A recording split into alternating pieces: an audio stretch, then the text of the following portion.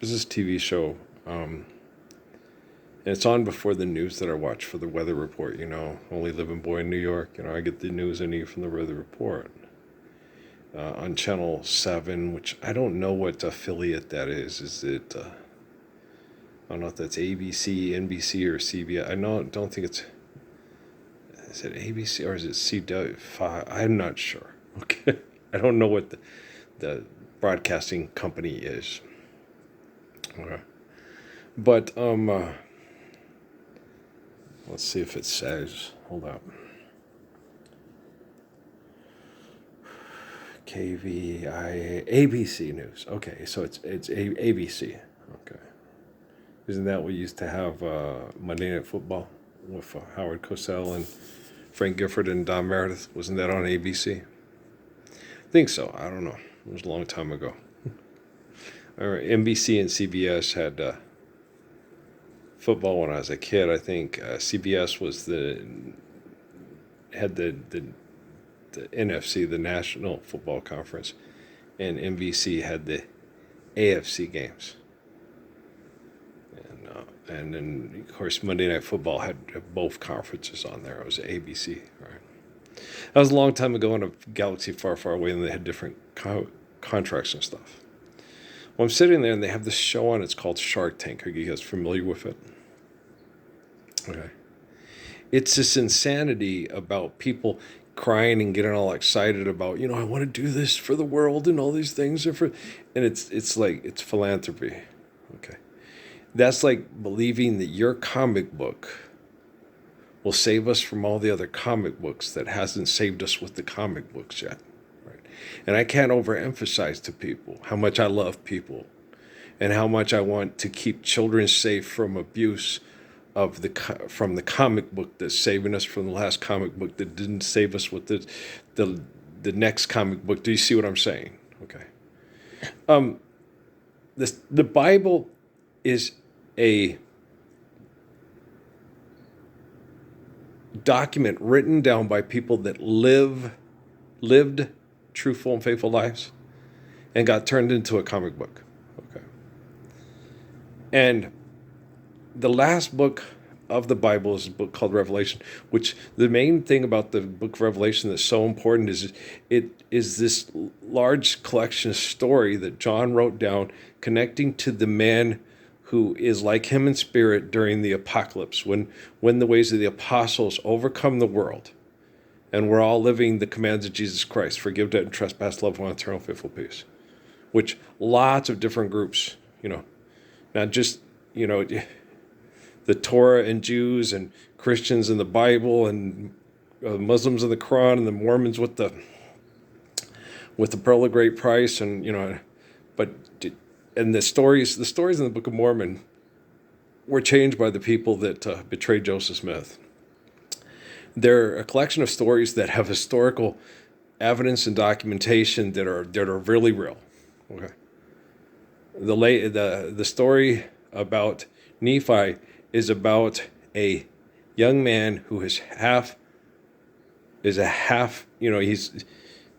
there was a man named Leif Erikson, okay, who came across and encountered people from this continent way before a man named Christopher Columbus ended up in the Caribbean, right?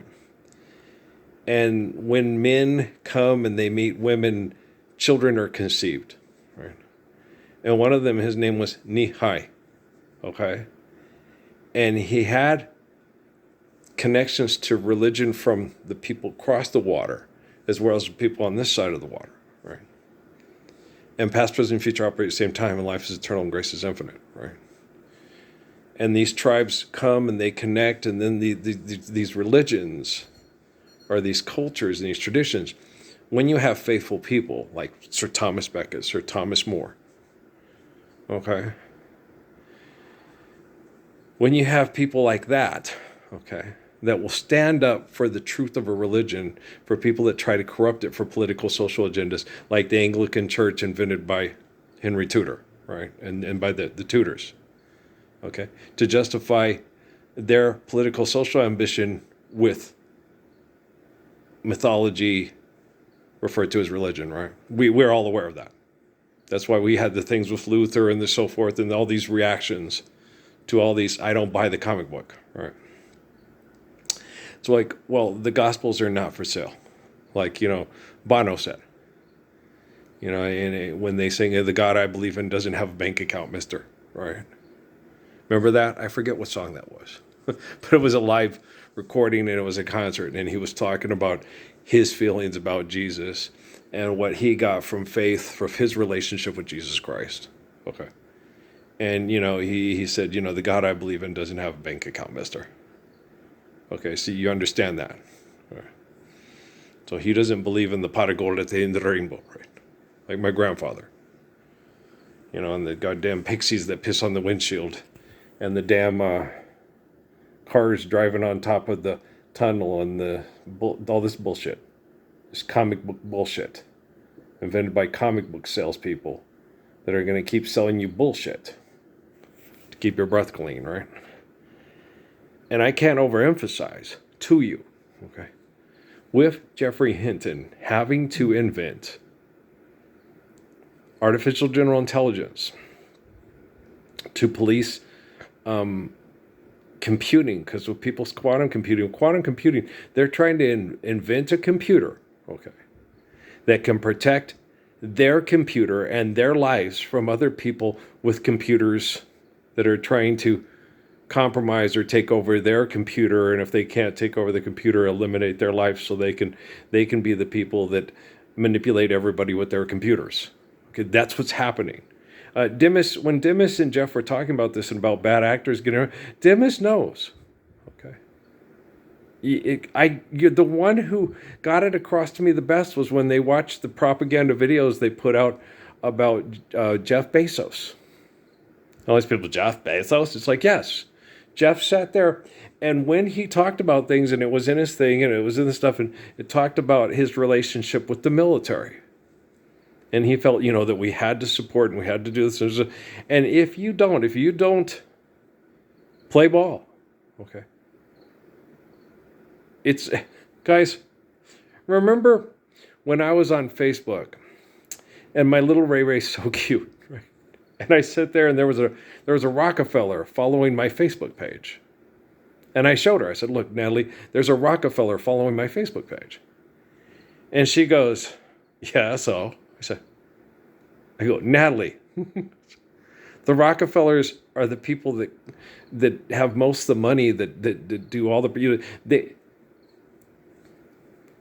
Billy Graham and all the televangelist preachers that get people into believing Jesus will take them to heaven if they go mass murder people in oil countries for the good of America. Okay, the Rockefellers are bad. That's their money, right? And so I'm trying to explain it to her, and she's so cute. She's like, yeah, but does Andy Samberg know who you are? And then what I say to her, and I'm not sure if she fully comprehended what I said because she was like 12 or 13. She's so cute. I love her so much. But I sat there and I said, Natalie, the Rockefellers could give Andy Samberg rectal cancer and kill him and make it look like it was an act of God. Yeah, Tuskegee experiments. Never mind. I'm joking, but it makes me cry. Because they did that with Boob. Okay.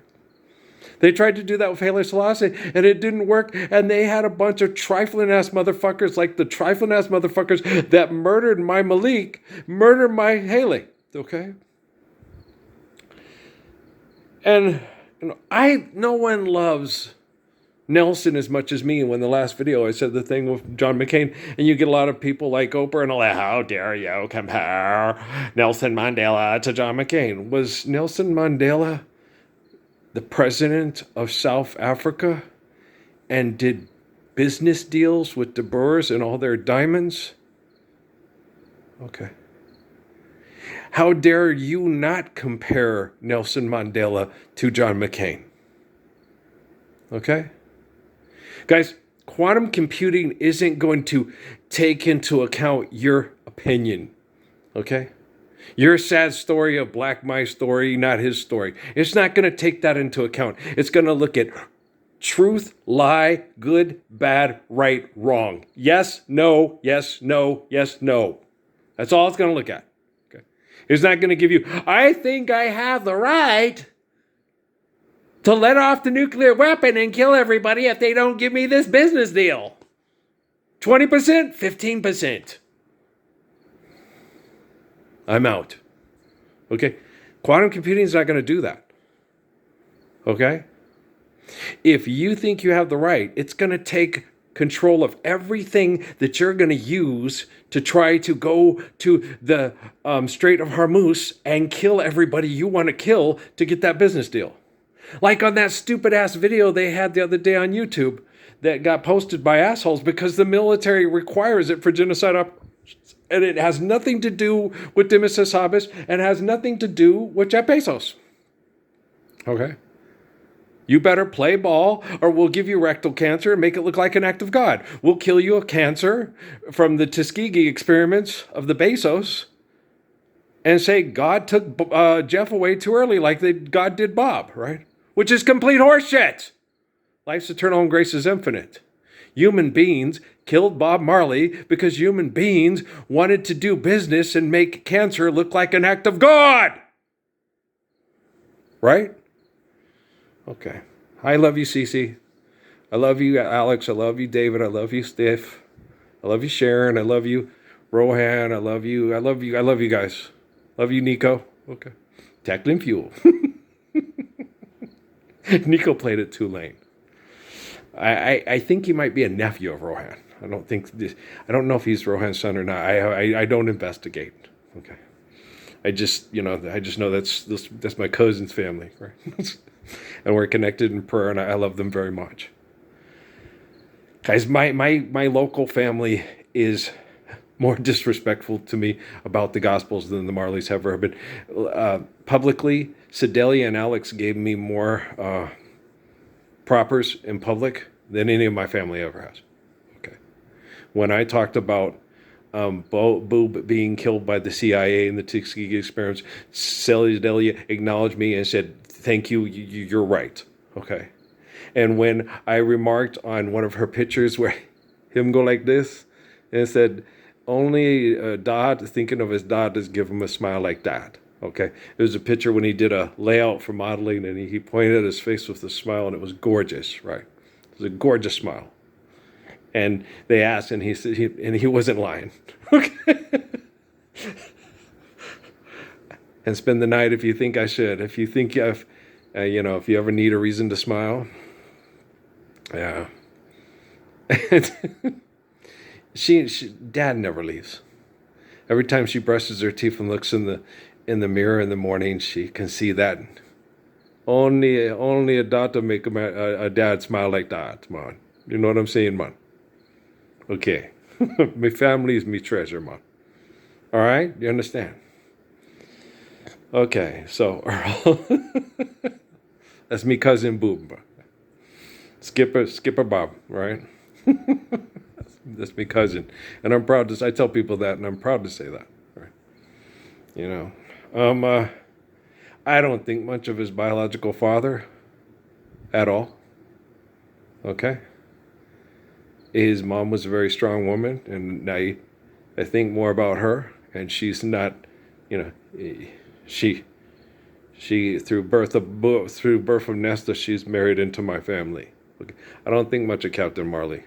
Okay. But Skipper Bob, yes. Okay. But I don't like him. I don't like what he did with Bob's mom, and I don't like what he did with Bob. Okay. So I don't like him. And you can't make me like him. Okay. I love him. But like I said before, okay. Like my mom said, you love your kids all the same, but you appreciate them differently. And I appreciate Nesta a lot more than I appreciate his biological father. And you can't change it's not an opinion. It's the truth. Okay? You can't change the truth in the way I feel and see things by judging people by them deed. Right? Right? Okay. Thank you. I know I think all the people I said hello to feel the same way about their grandfather. Okay? I know that they love him and they forgive him and they don't want to be like him. And Grandma Booker, they love her. And there's so much of her that they're glad that she gave to them. Okay? She worked hard. She never gave up. She never abandoned her child. And she did everything she had to make sure that her child was strong and would be there and be strong for his children and other people's children too. Because if you don't have the same hopes and dreams and aspirations for other people's children as you do your own, you're a failure as a human being, right? So his daughters, he was talking about Sedalia and he was talking about Sharon. Dumbass. I get mad sometimes, I get really mad. I really do. And it's okay to get mad. Right? When people are denying a living Messiah, when people are not living the commands of the Messiah, I get mad. I don't stay mad. But it's righteous to be angry. When people deny the truth of perfect love for the delusions of power and authority and fame through lie and bullshit. Right? Earl, I get tired, I get tired. I get tired of seeing people talk about bullshit, about politics and money on the telly all the time. I know they're talking to the past to do stuff at the Coliseum and, and doing money for entertainment acts to pay the devil to live here in El Paso. Right in front of me. I'm sitting in this office chair. They know I watch the weather on this channel every night. And they will sit there, shake your money maker, shake your money maker. Right. I guess apparently he came here years ago and used lots of money, government money, to keep himself safe from people he's afraid of.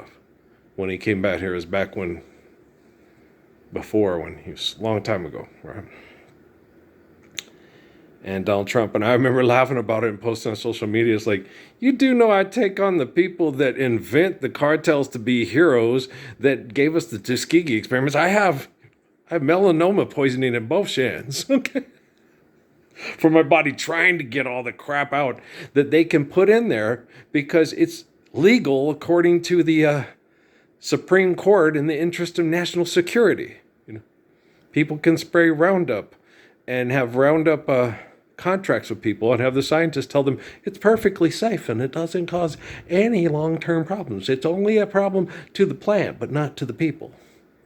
Okay, if something is poisonous to plants, it's poisonous to people. It kills the plants immediately. Like smoking, it takes a little bit longer to kill you. Okay, but to a plant, it's like having a vehicle parked right by it. We're in the garage and you die. Right? You have a bunch of plants and put them in the garage, turn on the car, they all die, right? That's what herbicides are like to plants. Okay, but then the plant puts out a chemical that says, you're killing me, you'll kill you. But it'll kill you like you're smoking cigarettes. And you're the waitress in a bar for 30 years. And you finally get to retire, you're 65, and you die 5 years later because of all the secondhand smoke. Because people are making business deals. I've got those smoking cigarettes and drinking coffee blues.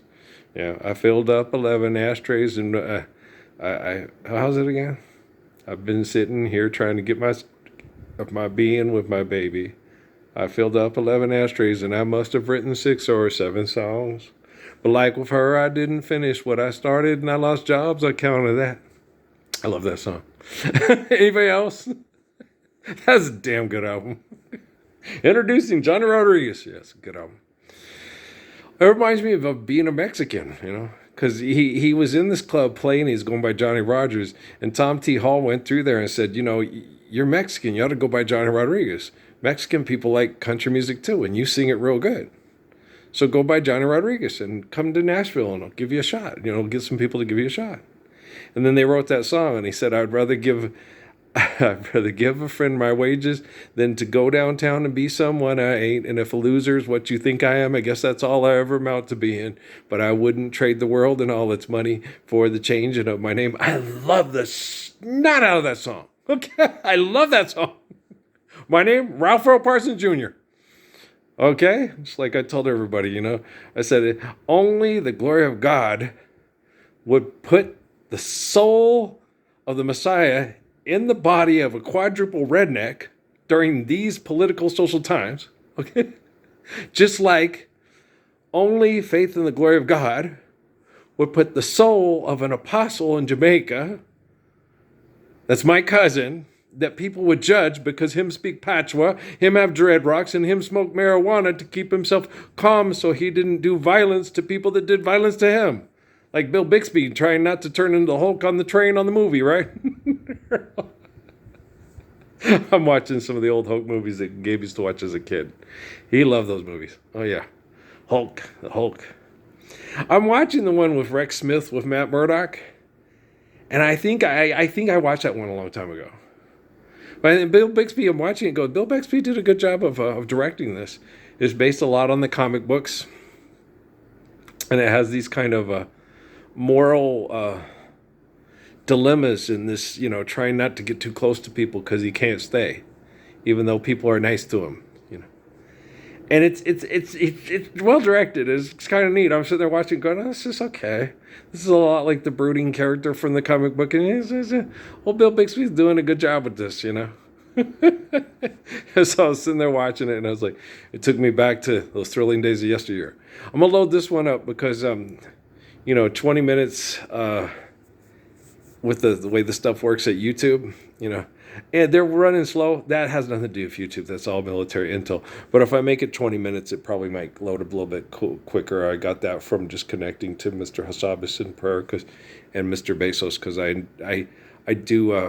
love everybody, but some people, because the life is eternal and grace is infinite and the spirits mingle eternally between the Messiah and the people that, I want to be an apostle. Because it's right, and I want to live the apocalypse. I want to be an apostle. Those people. And I just hope there's more people in the military and at NASA that I want to be an apostle. I hope so. I'm really hopeful. How about you, Deb Holland? What you want to be an apostle? I don't know. I think she's stuck in politics. I don't see her jumping up and say, there's this guy in New Mexico near San Ysidro. I'm pretty sure he's the Messiah, and I'd rather live in his kingdom come than fight Trump over money with more money. Yeah, me too. Okay, guys, I love you. All right, peace out.